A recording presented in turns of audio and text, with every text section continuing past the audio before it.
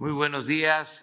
Pues antes que nada, transmitir nuestra felicitación a todos los mexicanos, a todas las familias de nuestro país, a todas las personas, para que esta Navidad sea de felicidad, de armonía, de reconciliación, de amor con nuestros seres queridos, también con nuestros amigos, con los que nos distanciamos, pero que podemos reconciliarnos en estos tiempos. Hay que saber perdonar o perdonarnos, no odiar. Va pasando el tiempo y podemos volver a encontrarnos. Quienes durante mucho tiempo nos hemos separado por distintas circunstancias y en estos tiempos podemos reconciliarnos. Eso es lo que yo deseo, mucho amor, mucha felicidad, que no haya sufrimientos y que no perdamos nunca la esperanza en vivir, en salir adelante, que no haya frustraciones. Todo tiene remedio en la vida, todo. Y siempre hay seres humanos preocupados por otros seres humanos. Nadie está solo, y mucho menos en familia. Siempre nos queremos. Pues felicidades, y vamos a presentar hoy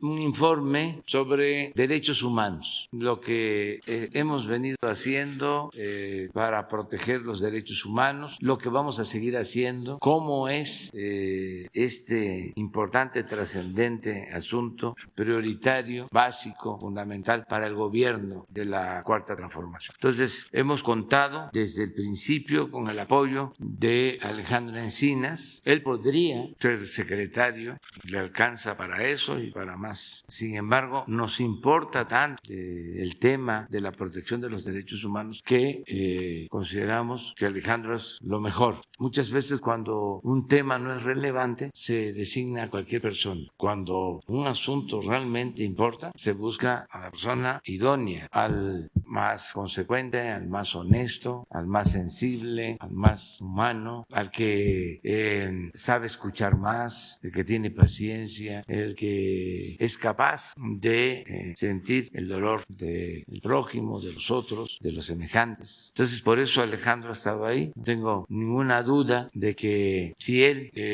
emite una resolución, pues siempre va a ser apegada a la justicia, no por influyentismo ni por otras causas. Entonces, también aprovecho para agradecerle por su apoyo, por su respaldo, y vamos a seguir trabajando. Hay muchas cosas pendientes, muchos temas pendientes, muchas asignaturas pendientes en esta materia, porque prevaleció durante mucho tiempo la idea de que podían resolverse las cosas con el uso de la fuerza, de que se podía enfrentar el mal con el mal, que se podía apagar el fuego con el fuego, la violencia con la violencia, el ojo por ojo, el diente por diente, la ley del talión. Si eso se hubiese seguido aplicando, nos hubiésemos quedado chimuelos todos o tuertos. Nosotros no queremos eso. Nosotros queremos conseguir la paz con justicia. Es un cambio completo, no a las venganzas, no al odio. Tenemos que buscar la reconciliación, y así se ha hecho y se está avanzando, pero nos falta más. No es justo que estén en prisión, por ejemplo, ayer lo hablábamos, personas inocentes, o que solo vaya a la cárcel el que no tiene para comprar su inocencia, y que los que cometen delitos y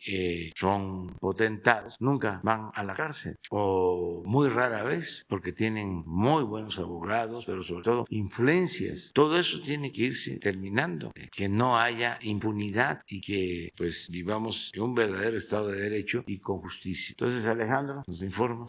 Con su autorización, señor presidente, muy buenos días tengan todas y todos ustedes. Como ya lo señor presidente, vamos a dar cuenta particularmente de todas las acciones que hemos emprendido para fortalecer las capacidades institucionales del Gobierno de la República y del Estado mexicano para garantizar la defensa, protección, ejercicio de los derechos humanos. Desde el inicio de este gobierno hemos asumido plenamente nuestra responsabilidad, reconociendo la existencia de una crisis humanitaria y de violación de los derechos humanos que lamentablemente se profundizó ante las ausencias y omisiones del Estado para enfrentar esta situación, dejando en muchos de los casos en manos de los propios familiares de las víctimas la búsqueda de justicia y la resolución de estos problemas, porque el Estado renunció con muchos casos, en particular en la búsqueda de personas, a su obligación y responsabilidad para garantizar el derecho de las personas a ser buscados y a regresar íntegramente con sus familias.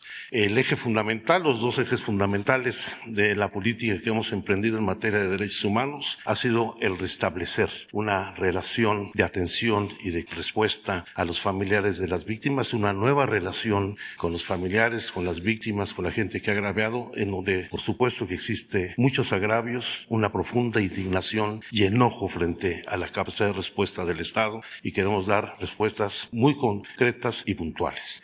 Y en segundo lugar, fortalecer las capacidades institucionales de todo el Estado mexicano, no solamente en el ámbito del gobierno federal, sino en los estados, en los municipios, urgentemente en el Poder Judicial y en las autoridades encargadas de la procuración e impartición de justicia, donde lamentablemente la impunidad sigue siendo muy grande, y esta impunidad es un caldo de cultivo que alienta no solamente la comisión de delitos, sino también la falta de implementación de justicia en favor de quienes han sido agraviados en sus derechos y en sus libertades. Vamos a dar cuenta, porque ahora sí que, como han dicho, es en el presupuesto donde se registra con mayor claridad el fortalecimiento de las políticas, y queremos dar cuenta de todo lo que ha sido la inversión en el desarrollo de capacidades institucionales y en infraestructura para la protección y garantía de los derechos humanos, donde en estos 3 años hemos alcanzado cifras sin precedentes en lo que es la atención a los derechos humanos en el país.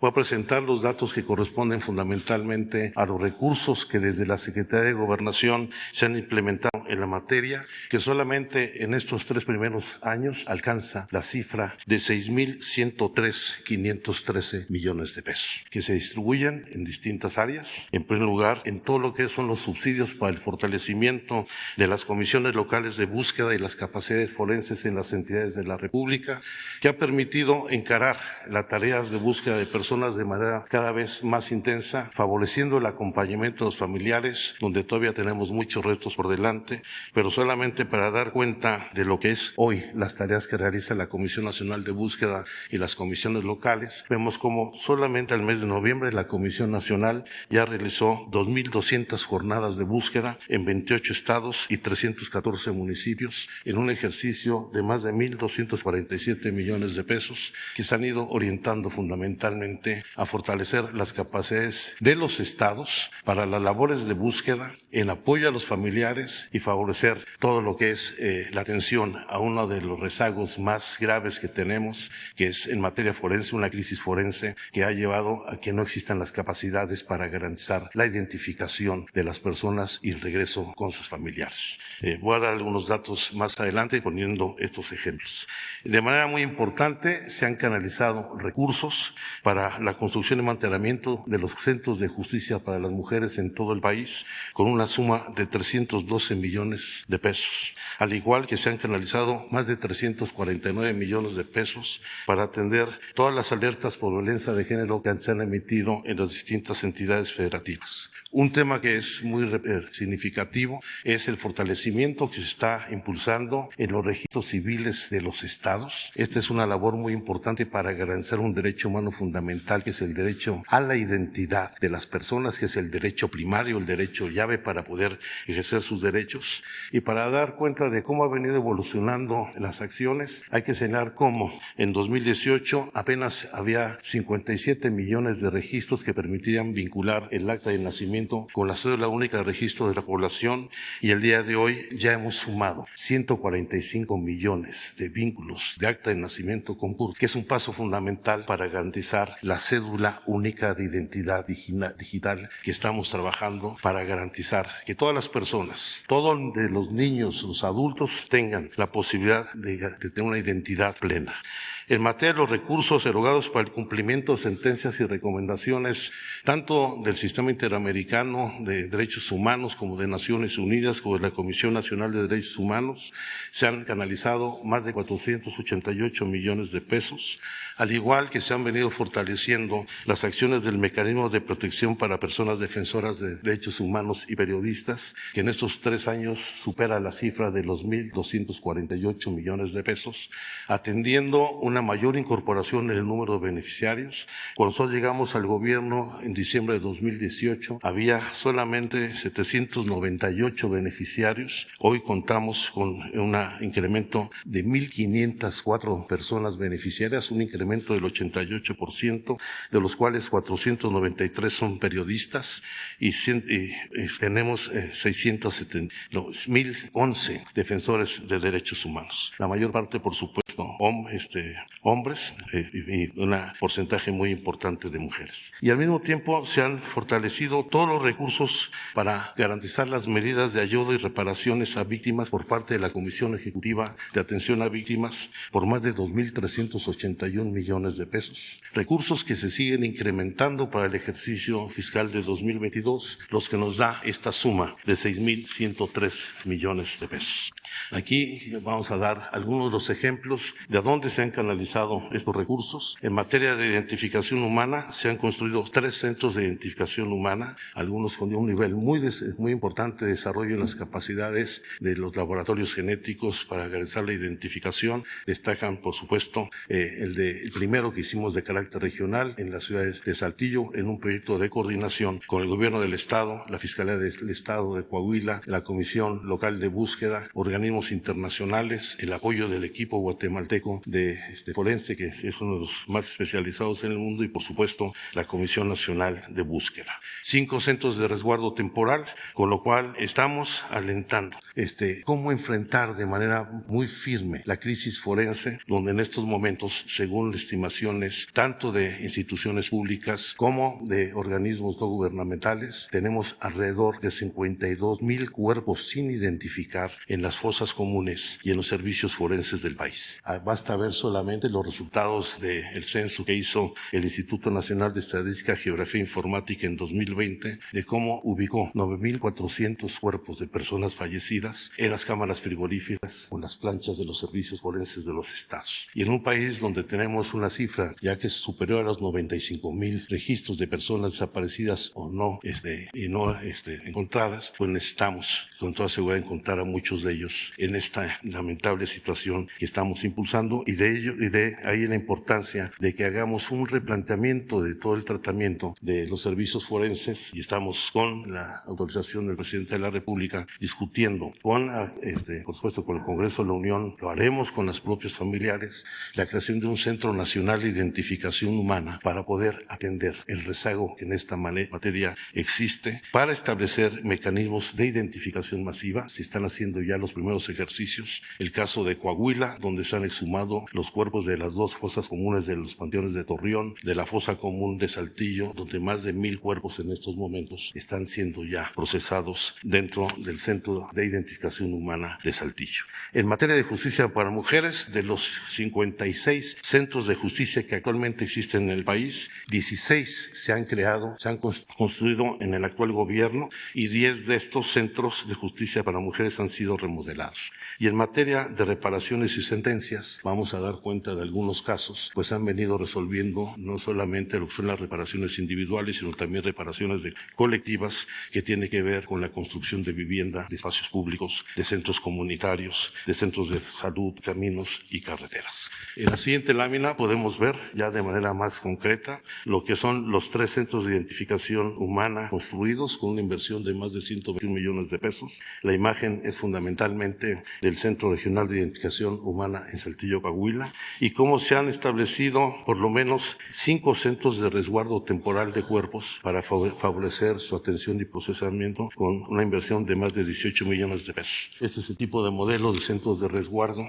que va a garantizar una atención adecuada a los cuerpos de las personas fallecidas para poder ser identificadas. La infraestructura para atender a mujeres víctimas de violencia es la siguiente lámina, con la construcción de los nuevos centros de justicia para las mujeres. El de la imagen es el de San Luis Potosí y de otras regiones, que como ustedes lo han visto en estos años, ha tenido un crecimiento muy significativo en prácticamente todo el territorio nacional. Hemos venido discutiendo con los gobiernos de los estados, particularmente con los gobernadores y las gobernadoras entrantes, el establecimiento de más centros regionales para atender la violencia contra las mujeres, de otros centros para fortalecer las actividades forenses, y en el mes de enero tendremos ya certeza de dónde se serán construidos los nuevos centros de justicia para las mujeres y también los servicios forenses, donde también quiero acreditar, había omitido esto, que venimos haciendo un esfuerzo muy especial con el Instituto Nacional de Medicina Genómica de nuestro país, que es la institución más avanzada en los estudios genéticos, para tener un área especializada para el análisis de muestras complejas y garantizar hoy en nuestro país, con los estándares internacionales más altos, pues la posibilidad de hacer este tipo de ejercicios sin necesidad de recurrir a instituciones del extranjero.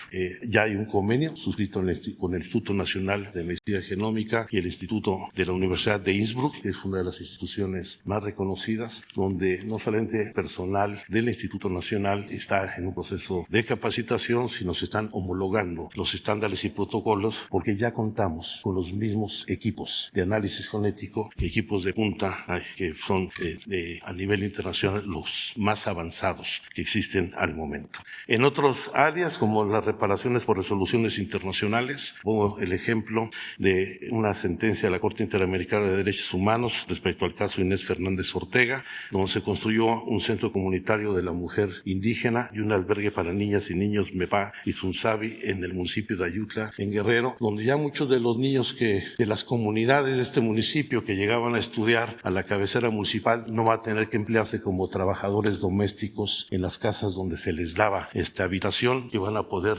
desarrollar sus actividades escolares con mayor libertad. Y este centro de atención a la mujer indígena pues va a enfrentar uno de los principales problemas que tenemos en esta región de la montaña, que son la violencia contra mujeres, y nos va a ayudar mucho a enfrentar el problema del matrimonio obligado que se ha presentado en distintas regiones de este estado.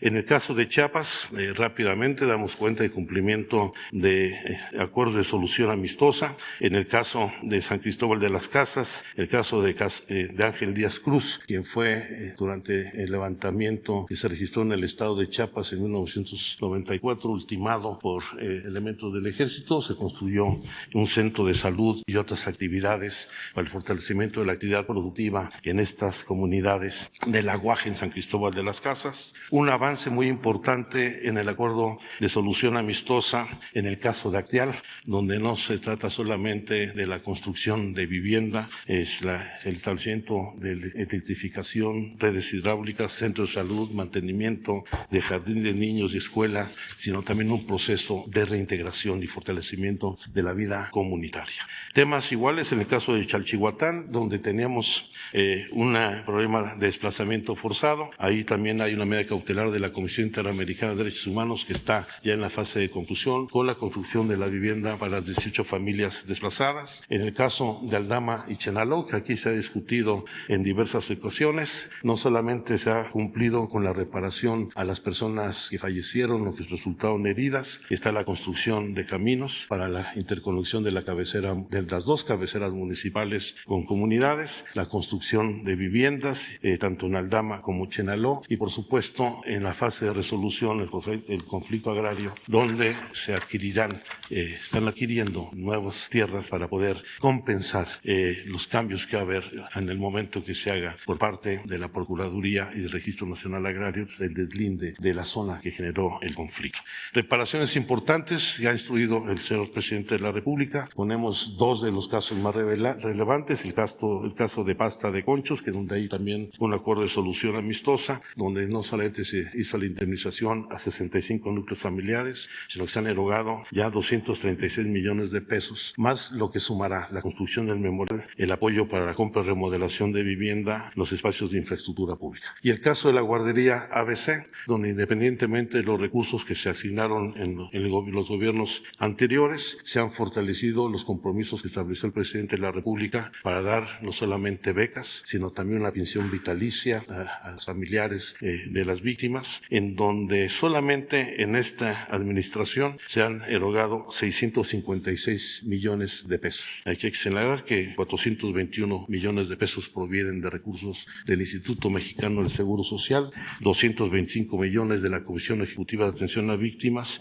y 9.750.000 pesos del fondo que se había establecido en la Secretaría de Gobernación, donde faltaban algunos de los familiares de acceder a esta reparación. Si sumamos los 421 millones de pesos del Seguro Social, pues la cifra que dábamos originalmente de 6.103 millones supera con mucho los 6.500 millones de pesos, sin considerar los recursos que aporta SEDATU en todo lo que es la construcción de vivienda, de recuperación de espacios públicos y otras instituciones como la Secretaría de Salud, el acompañamiento que se hace a familiares de las víctimas que requieren tratamientos de manera permanente y de otras intervenciones de la Comisión Federal de Electricidad, de la Comisión Nacional del Agua, porque por lo menos 23 instituciones, dependencias del gobierno federal, concurrimos en el cumplimiento de todos los acuerdos que se establecen, no solamente en materia de reparación, sino para la atención de los derechos humanos. Creo que este es el mejor reflejo de cómo se está haciendo efectiva esta situación. Paso a un segundo tema que también se requirió aquí en la conferencia de prensa y que nos ha instruido el presidente, informar sobre el estado que guarda en la implementación de la ley de amnistía y los trabajos de la Comisión de Amnistía formada el 22 de abril y el 18 de junio del año pasado para atender pues los asuntos que pudieran presentar irregularidades, abusos, incompetencias, falta de procesamiento jurídico adecuado en la atención a delitos federales, particularmente vinculados con suspensión legal del embarazo, delitos contra la salud, delitos a personas que se cometen en los pueblos y comunidades indígenas donde no se cumplen con los procedimientos adecuados para garantizar un traductor, un intérprete de lenguas en los procesos judiciales, robo sin violencia, sedición y por supuesto los casos de tortura. Hay que recordar que la amnistía se decreta en favor de aquellas personas de que hayan sido objeto de un proceso inadecuado en donde ya existe sentencia firme. Se trata de beneficiar a personas que no sean reincidentes respecto del delito y por supuesto no se beneficia a las personas que hayan cometido delitos graves de sangre antes del posterior, solamente a los que están antes del decreto emitido. Quiero informar que a la fecha se han presentado 1.798 solicitudes de amnistía, de las cuales se han analizado 1.003, es decir, el 56% de las solicitudes han sido ya dictaminadas, de las cuales se han declarado improcedentes 900 casos. Se ha emitido un dictamen procedente en 103 de las solicitudes presentadas. La última reunión la sostuvimos el pasado viernes 17 de diciembre, en donde analizamos distintos casos. Se aprobaron 55 casos nuevos como procedentes, 376 se declararon improcedentes y por ello estamos en espera en los próximos días que los jueces resuelvan sobre estos 55 casos y respecto de los anteriores, 44 personas ya se encuentran en libertad, 3 se modificó su situación jurídica, 1 queda pendiente y nos quedan por resolver 795 casos, 642 casos corresponden a mujeres, 153 a hombres y se trata de atender en estas solicitudes delitos contra la salud, delitos que se apegan al beneficio de la ley de víctimas y otros que están vinculados fundamentalmente con abusos en lo que son las comunidades indígenas. Estamos en un proceso para que en el primer trimestre del próximo año todos estos casos, esos 795 pendientes, queden resueltos. ¿Es cuánto? Vamos a seguir trabajando en la instrucción del presidente, vamos a ir fortaleciendo nuestras capacidades institucionales, van a requerirse modificaciones importantes. En materia de búsqueda necesitamos que los estados asuman su responsabilidad. Hay que señalar que el promedio de aportación de los estados, con excepción del estado de Coahuila, que hay que reconocerlo, es apenas del 10% respecto a los recursos federales invertidos. Al igual que en el mecanismo de protección a periodistas y personas defensoras de derechos humanos, donde estamos escribiendo convenios de colaboración, pero necesitamos no solamente que los mecanismos estatales se fortalezcan, sino también se fortalezca la acción de la autoridad encargada de impartir justicia. Tenemos más del 90% de impunidad en los homicidios cometidos contra periodistas y personas defensores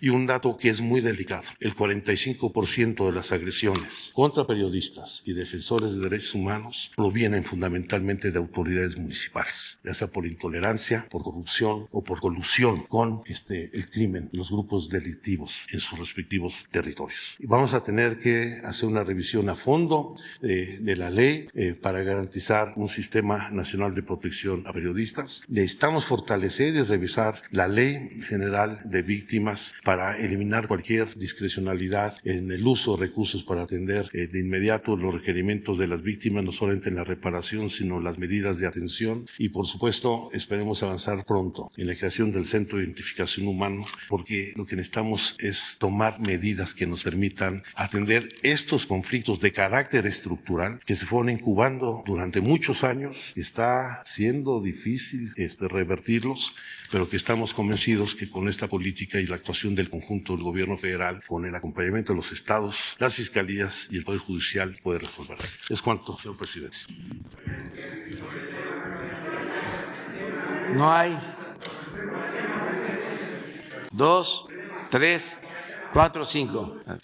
Luego tú, 6. Muy buenos días, señor presidente, señor subsecretario, agradeciendo toda la reflexión que está haciendo sobre el tema de los periodistas. Hemos platicado con usted y desde aquí también un saludo a la doctora Carla Quintana. El riesgo que enfrento, señor presidente, es muy serio. En la última ejecución ocurrida este mes de diciembre, la persona que desgraciadamente ya no está con nosotros me advirtió que me protegiera por la difícil situación que se enfrenta ante una situación terrible de impunidad, motivo por el cual quisiera pedirle de manera muy considerada me permitiera entregar información sensible a los integrantes, secretarios del Gabinete de Seguridad y desde luego también al director de la Unidad de Inteligencia Financiera y al secretario de Gobernación. No solamente quiero hablar por mí ni por lo que me pudiera pasar, sino por otras personas y también por los fallecidos. Entonces, si usted me autoriza, señor presidente, integraría en las próximas horas carpetas con información sensible. Por un lado, muchas gracias. En otro sentido, gracias, doctor Alejandro, hay un tema, señor presidente, que tiene que ver con el endeudamiento de los estados, que resulta ser muy lamentable, sobre todo en estos tiempos que son muy cercanos a las etapas electorales. Caso concreto, el Estado de México, que tiene un endeudamiento el año pasado de 8,000 millones y que pudiera ascender a 10,000 millones más que estaría solicitando el gobernador para acompañar las estrategias de la Cuarta Transformación respecto a conectividad y vialidades en relación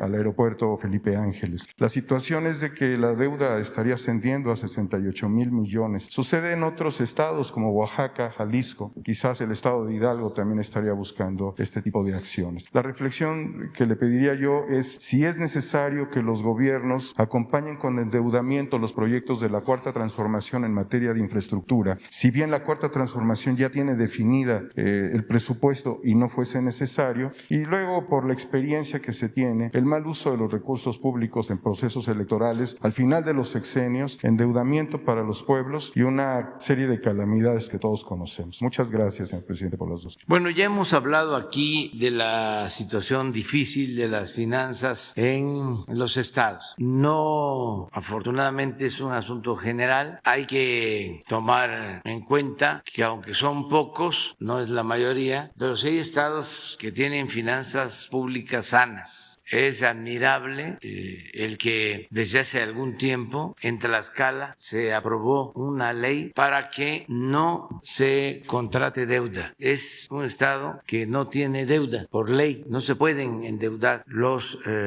gobernadores. Esto es importante. Sin que exista esa ley, lo mismo ha sucedido en Querétaro, donde no tienen deuda. Acaba de terminar el gobierno, entregó al nuevo gobernador de Querétaro, Curi, las finanzas públicas sanas y así otros casos. Sin embargo, hay estados que sí tienen problemas serios porque no han llevado a cabo planes para reestructurar sus deudas y sobre todo para evitar el sobreendeudamiento. ¿Cómo es que muchos se endeudaron, muchos estados? Porque se crearon mecanismos como los llamados PPS, que son convenios de participación público-privados. Entonces, una empresa influyente decía, yo te construyo un hospital, yo te construyo una carretera, te construyo un reclusorio y incluso te lo opero.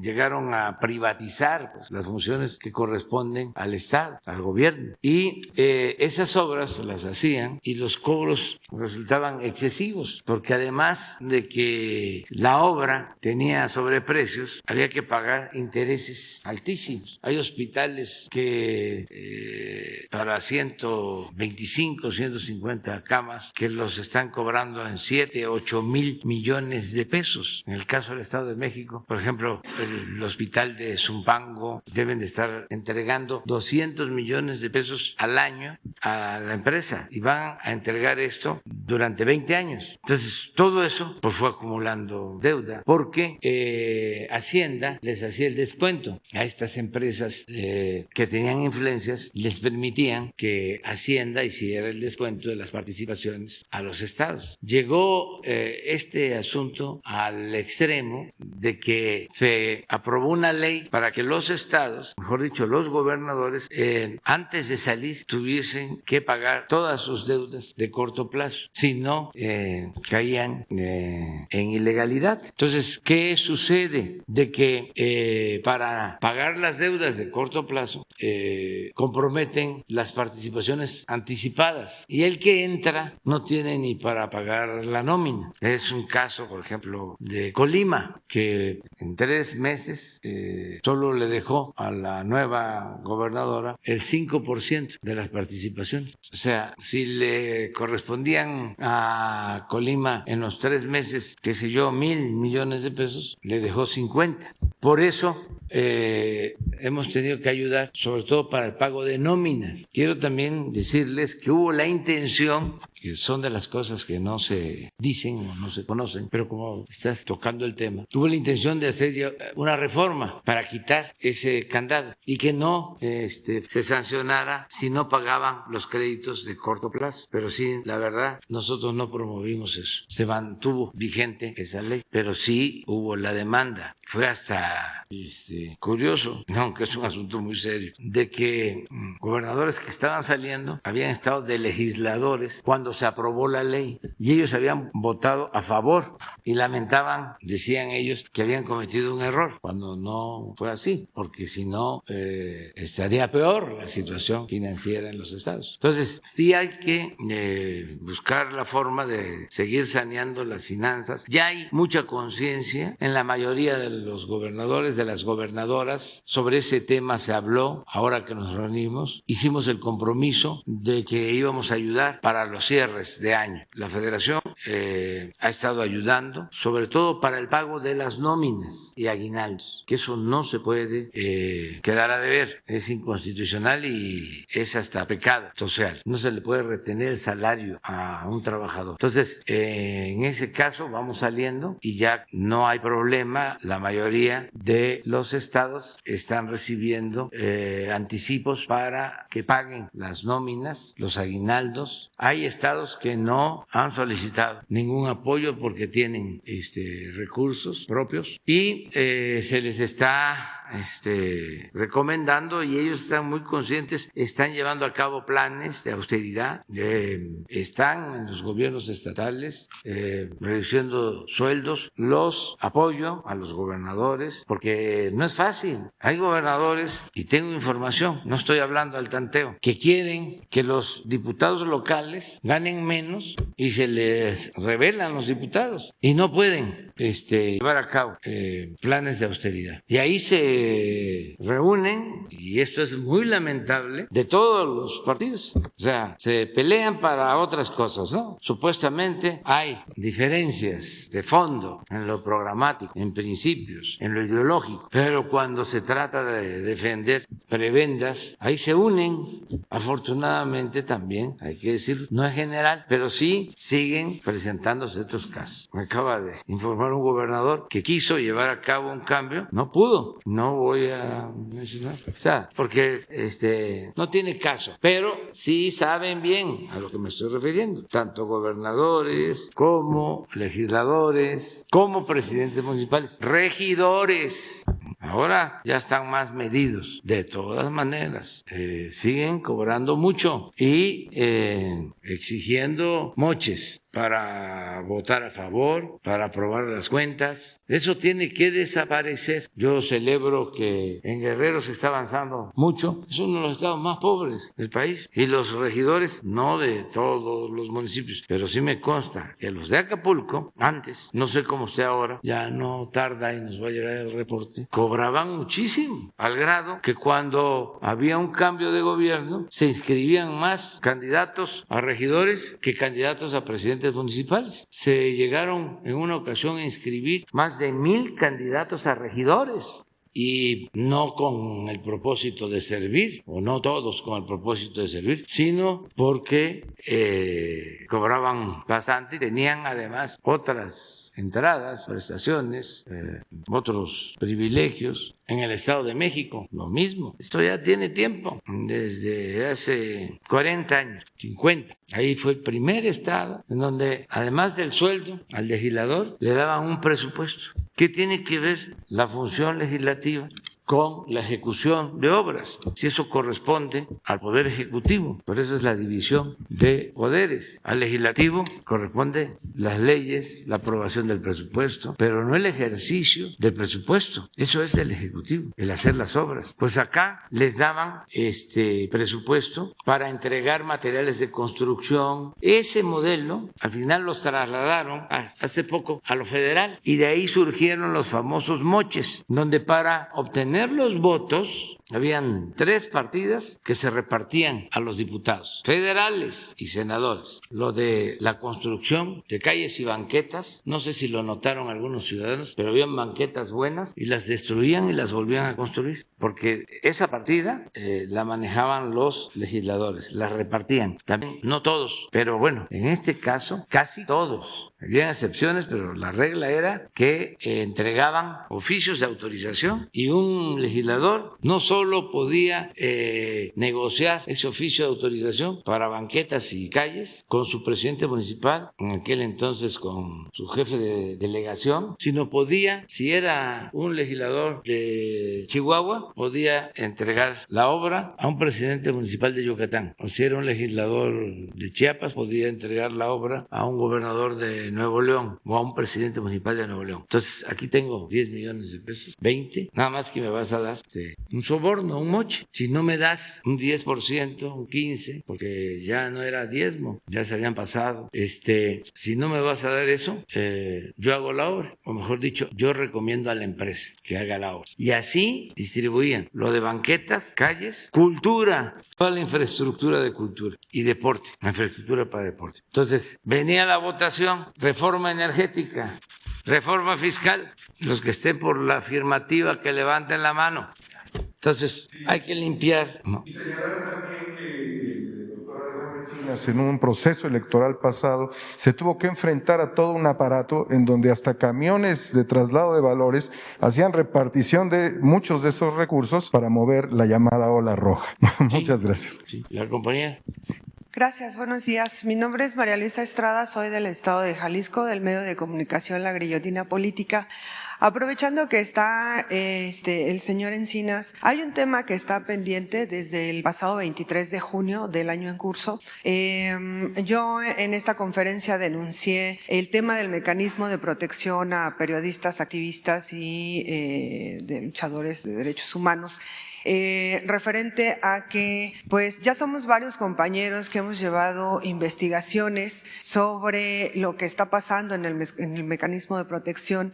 En esa ocasión yo le mencionaba a usted, señor presidente, que había habido una investigación en donde pues se arrojaba que el mecanismo de protección está coludido con las empresas de seguridad de Genaro García Luna, en este caso su hermana Esperanza García Luna, y en lo cual pues también se había hecho pues investigación con otros compañeros periodistas, no nada más soy yo, son varios compañeros periodistas que han llevado a cabo esta investigación, a lo que su respuesta fue que al otro día se iba a presentar el señor Encinas y pues bueno, me invitó a que regresara, mas sin embargo no fue así. Usted ha dicho muchas veces que la libertad se conquista y hoy vine a eso, a esta mañanera. A mí la señora Noemí Beraud me prohibió la entrada, a pesar de que usted dijo que yo regresara. No se me dio la oportunidad de entregar las pruebas ni la investigación. Yo en su momento, que está aquí presente el señor Jesús Ramírez, me lo encontré precisamente ese día en donde estaba desayunando, le expuse la situación. El señor me escuchó y me dijo que no me preocupara, que todo iba a estar bien. Más sin embargo,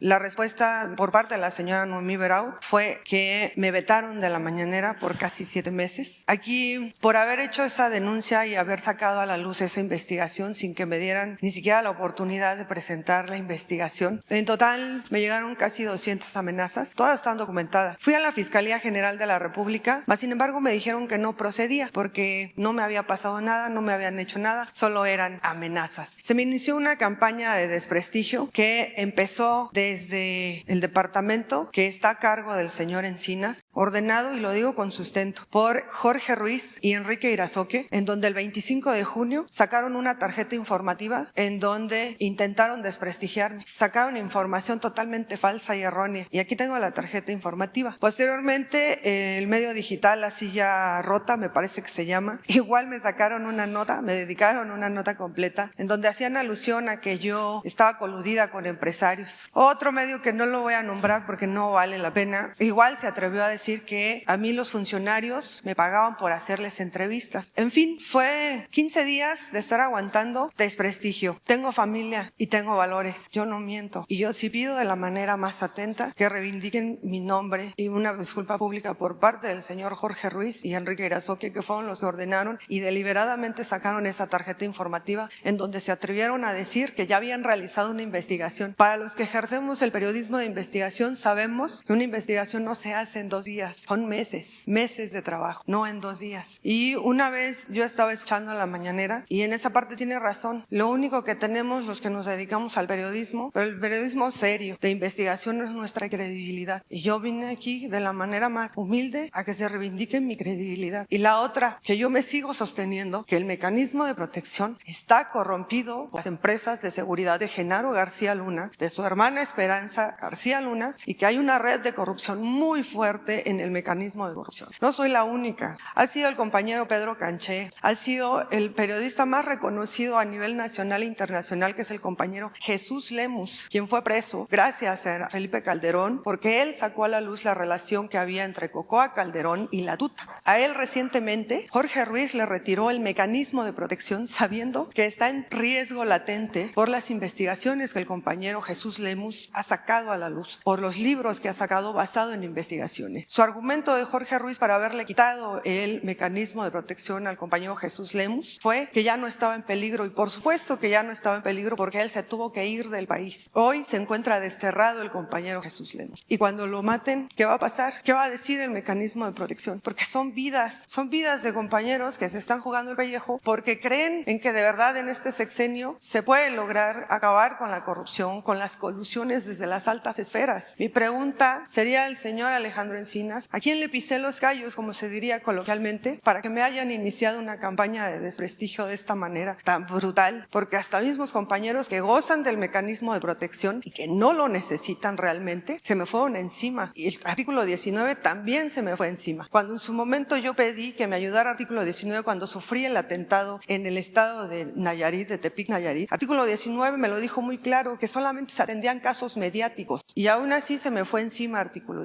Es un sistema que se te viene encima cuando tú pisas algo. ¿A quién fue? Si el señor Alejandro Encinas estaba enterado de la situación, porque a veces yo coincido con usted, yo no pongo en duda ni en tela de juicio la integridad del señor Encinas, pero sí de los que trabajan para él. No sé a cuántos el señor Jorge Ruiz les quita el mecanismo de protección. De los últimos 5 periodistas que tenemos documentados habían pedido el mecanismo de protección de ese año y Jorge Ruiz se los negó. ¿Qué criterio utiliza el mecanismo de protección para darlos? Esa es una pregunta que traigo desde que me sacaron. Y la otra, que yo sí le pido de la manera más humilde y atenta, que está aquí el señor Jesús Ramírez, que por favor me regresen mi acreditación porque no hice nada malo. Y la otra es, regresé a las mañaneras porque comprobé lo que usted dice, que la gente no te deja. Y la gente, a partir de que me vetaron, fue estar en constante insistencia en las redes sociales para que me regresaran mi derecho a la libre expresión. Y me sostengo, no hice nada malo. Ese es el primer planteamiento. Y el segundo, rapidísimo, es el caso de las desapariciones forzadas que se están ejerciendo en el estado de Jalisco, en el estado de Nayarit. Hay una situación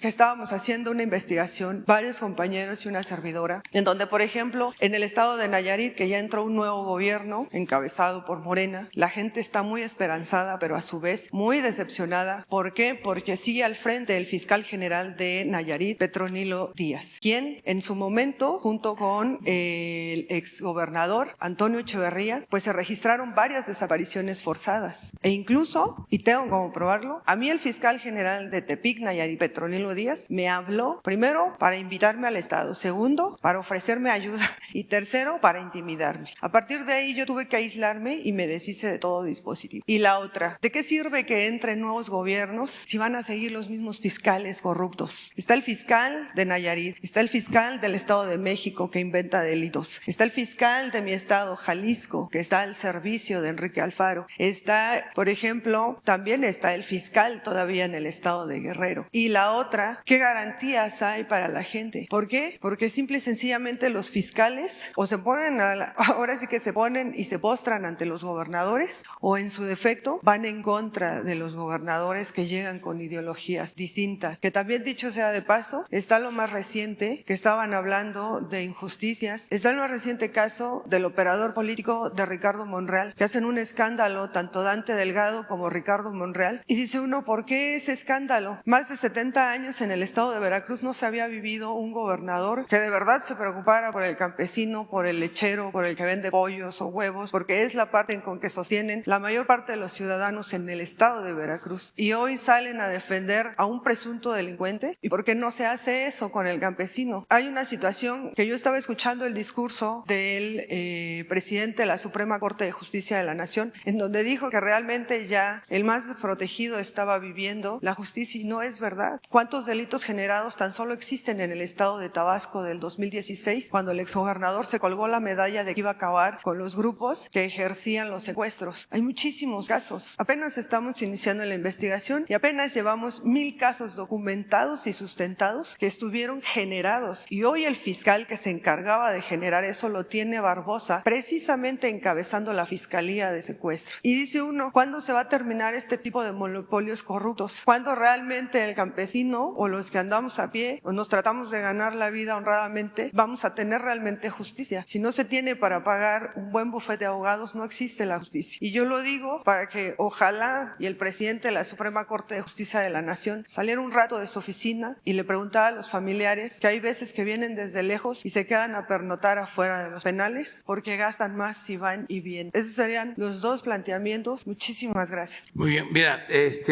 para abreviar, lo de la entrada es libre. Si no era así, tú no tienes ningún problema. Yo lo estoy ahora instruyendo, ¿sí? Para que puedas entrar las veces que quieras hacer. Lo segundo es que si se demuestra que te afectaron en tu dignidad, nosotros ofreceríamos desde aquí disculpa y te invitaríamos para que estuvieses presente. Te propongo de que le encarguemos este asunto y que aceptemos una resolución de la Comisión de Derechos Humanos, si estás de acuerdo. Eso sería lo segundo. Y lo tercero, sobre el mecanismo de protección, pues vamos a pedirle a Alejandro que nos informe. Sí, con mucho gusto. Por supuesto que revisamos esta situación. Nosotros no tenemos el por qué emitir alguna valoración, evaluación o calificación alguna sobre el desempeño de ninguna de las personas beneficiarias del mecanismo, ya sean periodistas o defensores de derechos humanos. Nos corresponde evaluar su situación de riesgo y las medidas que se requieren. Así que sí quiero hacer algunas precisiones. No hay varias empresas prestando servicios en el mecanismo. Hay una sola, RCU. Y nos ha hecho la investigación y no hemos encontrado hasta ahora ningún vínculo o presencia de Genaro García Luna o algunos de sus familiares. Y hemos iniciado un proceso de sustitución gradual de los servicios para que estos sean prestados por Protección Federal de la Secretaría de Seguridad y Protección Ciudadana. Esta es una medida que ha ido aumentando, a pesar de que en muchos casos hay resistencias de los propios beneficiarios, porque en ocasiones no quieren protección pública, sino quieren una protección de una empresa de particulares. También por las relaciones que se han formado a lo largo de los años entre el grupo de escoltas y el beneficiario.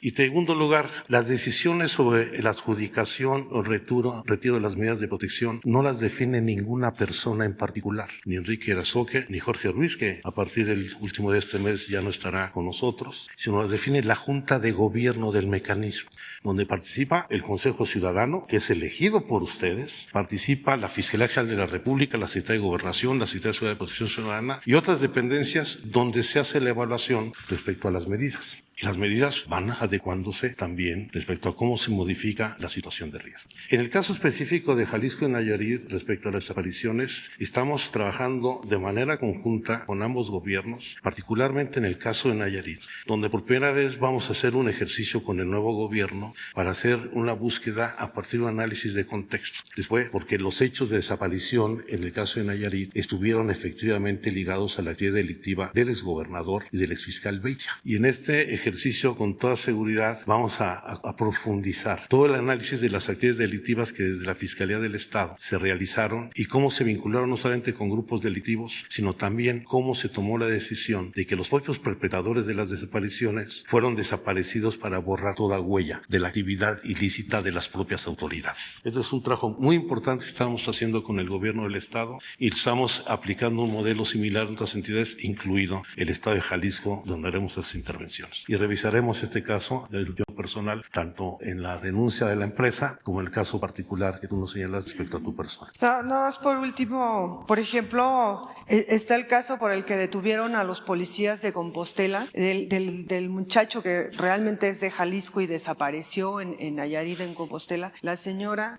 Karina Nova, hasta el día de hoy ni siquiera la Fiscalía del Estado de Nayarit le ha permitido tener acceso a su expediente. La señora desconoce que exista en ese expediente y ha ido en repetidas ocasiones de Jalisco a Nayarit y no le han querido entregar el expediente. Y la otra, que la comisión de búsqueda que se encuentra en Nayarit, la señora Karina Nova ha pedido en repetidas ocasiones el apoyo y se la han negado. Y entonces en este caso dice, ¿qué opera? ¿Qué pasa en esos casos? ¿A dónde acude? Ella ha acudido en todas las estancias y no la han escuchado. Y otra de las cosas, también a la hora de preguntar, es un hermetismo total de todas las autoridades y me refiero a las federales. Digo, las estatales pues ya uno sabe que están corrompidas, pero ¿y las federales? En este caso, señor Encinas, ¿qué se hace? ¿Habría manera de que usted apoyara que le entregaran el expediente? Porque ni siquiera sabe en qué está conformado el expediente. No sabe ni siquiera si de verdad el expediente está conformado por desaparición forzada de su hijo. Pues que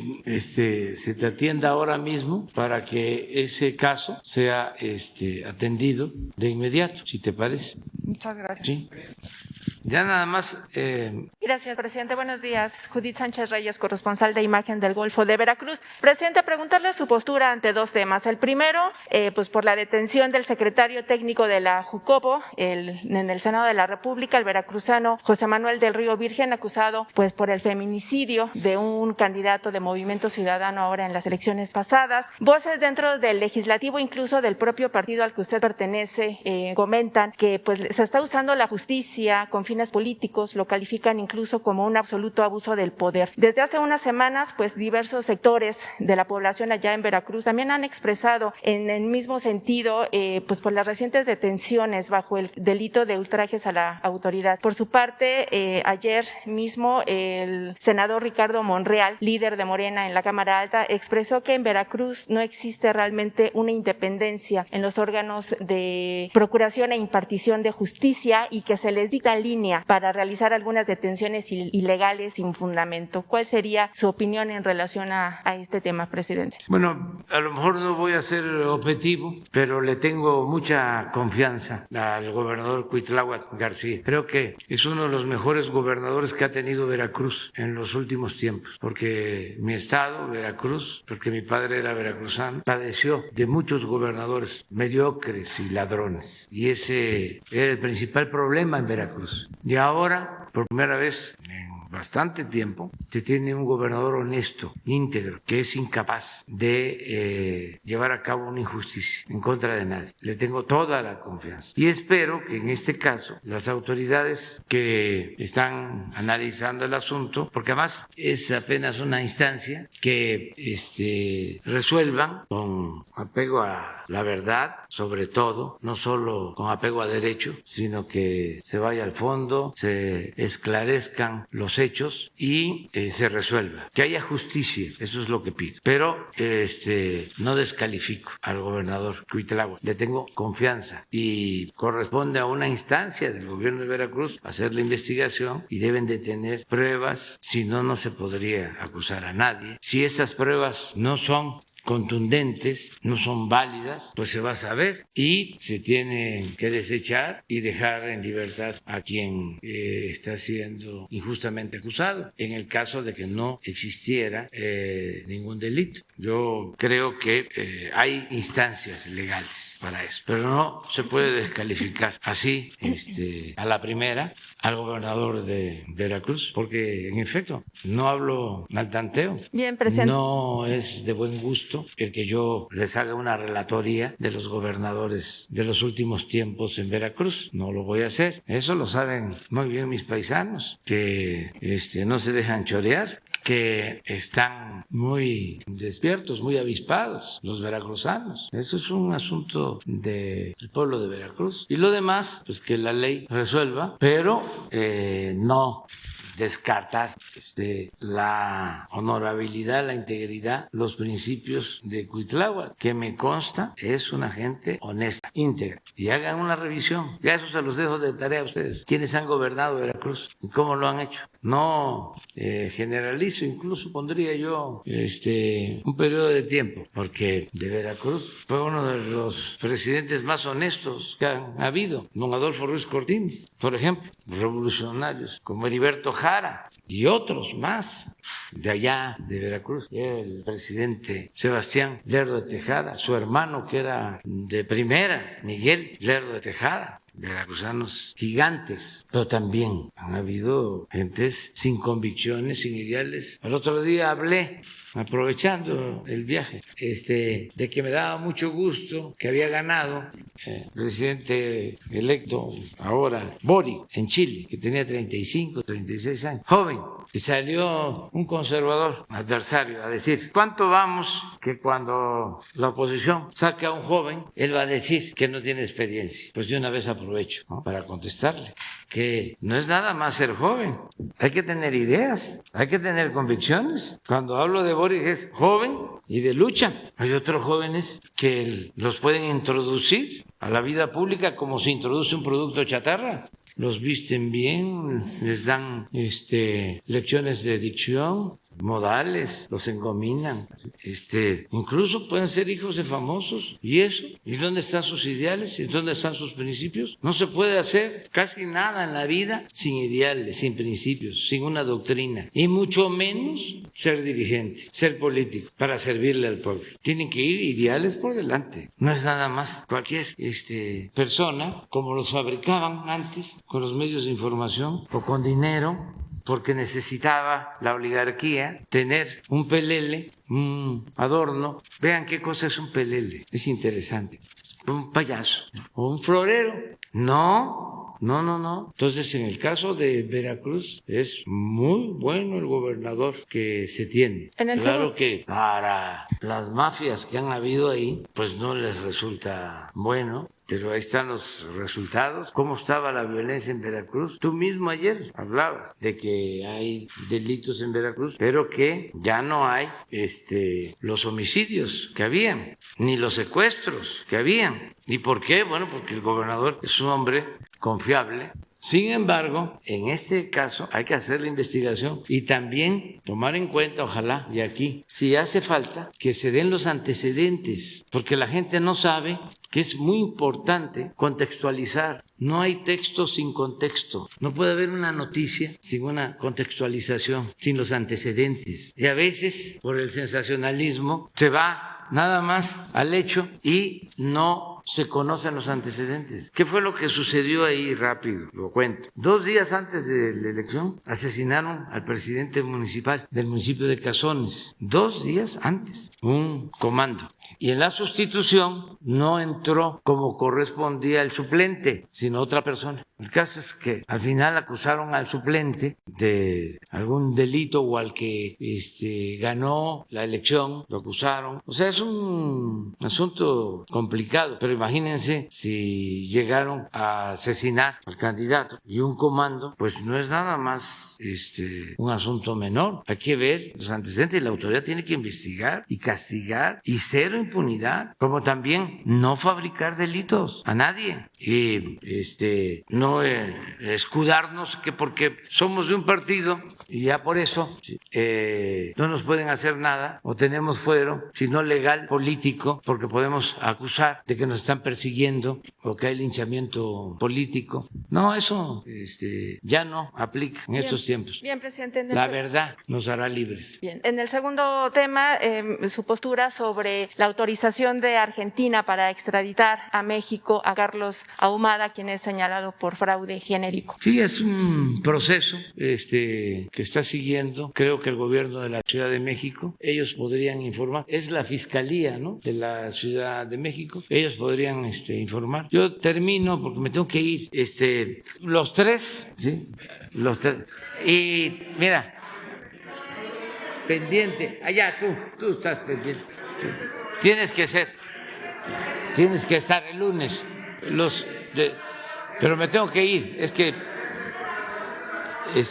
eso sí quiero decirlo, que me gustó mucho, porque hay que celebrar las noticias que considero buenas. Me gustó la resolución de la Corte para que siga adelante el proceso de revocación del mandato, aunque tampoco concluye el litigio, pero fue muy importante lo de ayer, el que la Suprema Corte haya decidido o dos ministras de la Suprema Corte hayan ordenado, si se puede usar la palabra, o me hayan exhortado al Instituto Electoral de que continúe con el proceso de revocación del mandato. Así están las cosas. Así fue una muy buena decisión, porque es la democracia, porque no se debe de obstaculizar la democracia. Y segundo, no se debe violar la Constitución. Son las dos cosas. Y yo considero que oponerse a la revocación del mandato, a que se celebre una consulta, a que se le pregunte a los ciudadanos sobre el comportamiento de una autoridad, si se obstaculiza ese procedimiento, es actuar de manera antidemocrática. Uno tiene que hacer valer los derechos democráticos, el derecho a elegir libremente, a elecciones limpias, elecciones libres, sufragio efectivo, voto efectivo, que efectivamente sea el pueblo el que elija al gobernante. Eso con relación a la democracia participativa, y seguir impulsando la democracia participativa, seguir no solo con la democracia representativa, no solo elegir y ya nos vemos dentro de 3 años, nos vemos dentro de 6 años. No se debe de agotar la democracia a eso. La democracia lo establece muy bien nuestra Constitución desde hace muchos años. No solo es un sistema de gobierno, es un modo de vida que tiene que ver con todos los órdenes de la vida pública. Es democracia en el sindicato, democracia en la escuela, democracia en la sociedad, democracia en la familia, siempre democracia. Entonces, nadie debe de obstaculizar la democracia, el que la gente participe. Si el pueblo es el soberano en la democracia, el pueblo manda, y así como el pueblo pone, el pueblo quita, y por eso es importante la revocación del mandato, y está vigente, está en la Constitución, además de que es un método democrático necesario para que nadie se sienta absoluto en ningún nivel de la escala, y que el pueblo siempre tenga las riendas del poder en sus manos. Además de eso, es un mandato constitucional, no se puede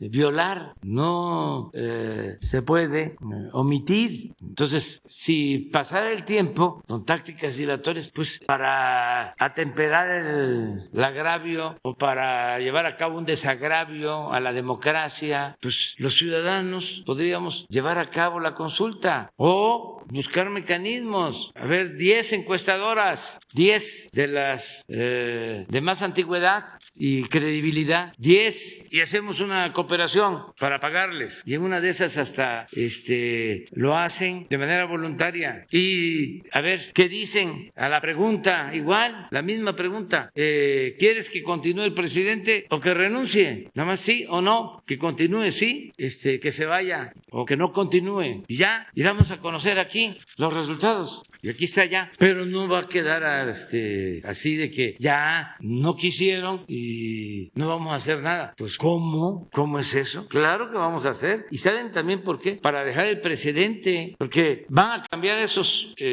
consejeros. Tienen que cambiar. Si no por la reforma que hace falta en lo democrático, en lo electoral, pues ni modo que sean eternos. Van a tener que irse algún día. Y entonces van a haber otros que pueden ser rectos, íntegros, demócratas, auténticos, y en otras circunstancias está vigente el mandato constitucional. No es desde el primer día, desde la primera ocasión, desecharlo y va a quedar en desuso, como letra muerta, como algo que está escrito pero que no se cumple. No, bajo cualquier circunstancia tiene que quedar vigente para que cualquier presidente tenga que someterse a el escrutinio público, al gran jurado, a la voluntad del soberano, del pueblo, que es el que manda, no los grupos de intereses creados, como estaban acostumbrados, que ellos hacían arriba, en la cúpula, lo que querían, y el pueblo no contaba, nada más, lo usaban para legitimarse en el poder y volteaban a ver al pueblo cuando necesitaban los votos, solamente entonces, y en las campañas mediáticas, ¿no? Y vota por